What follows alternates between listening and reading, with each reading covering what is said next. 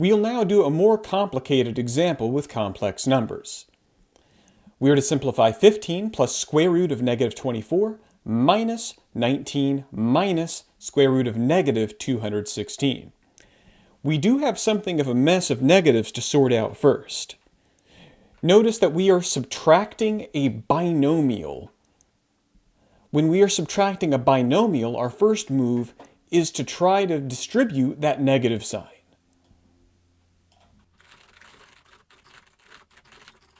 It's important to realize that negative that's on the outside of the parentheses is not going to affect the square roots yet. It's only going to affect what's outside of them.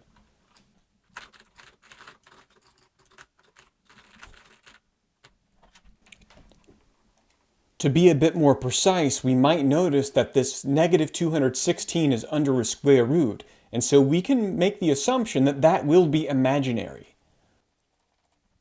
However, the negative that's on the outside of the parentheses that I've circled in yellow will not change the fact that the 216 is imaginary. The negative outside the parentheses in yellow will affect this negative I'm pointing to outside of the square root, and it will also affect the 19, but will not affect the negative 216 that's inside the root.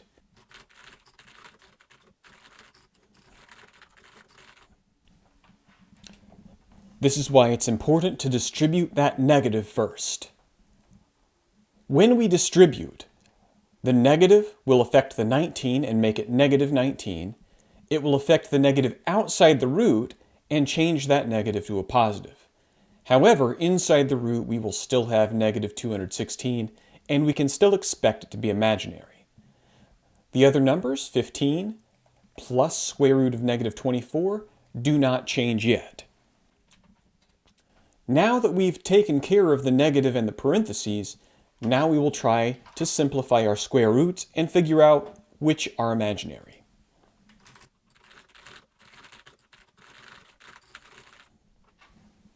We'll begin with our root negative 24.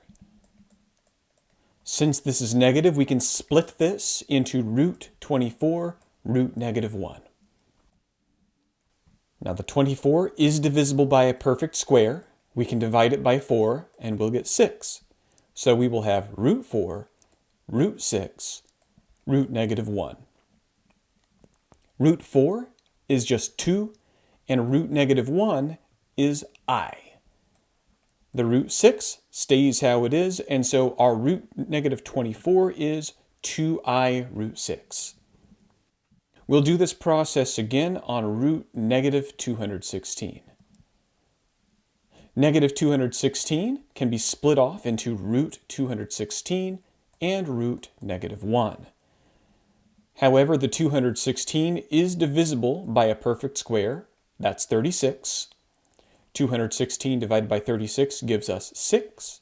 And so we'll have root 36, root 6, root negative 1, because we've split the 216. However, root 36 is just 6 itself, and then root negative 1 is I, and then we'll have a root 6. Now that we have simplified forms of these roots, let's try to rewrite our expression. Now we replace those roots with the simplified forms we found previously.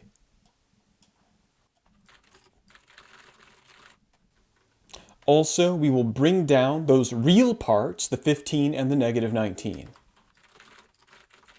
Once we write down the real parts as well, we'll combine anything that we can. So we'll say 15 plus 2i root 6 minus 19 plus 6i root 6. You may notice that we have two real numbers here, the 15 and the negative 19, and we can combine those real numbers. If we combine the real numbers, 15 minus 19 makes negative 4. This will be our real part. Now we have two imaginary parts, 2i root 6 and 6i root 6. Since they have the same root and they're both imaginary, we can combine them. If you didn't have the same root, you could not have combined them. So we will take 2 plus 6 to get 8, and so this term will be 8I root 6 with the same letter and the same root. This will be our imaginary piece. So our fully simplified form for this problem is -4 plus 8I root 6.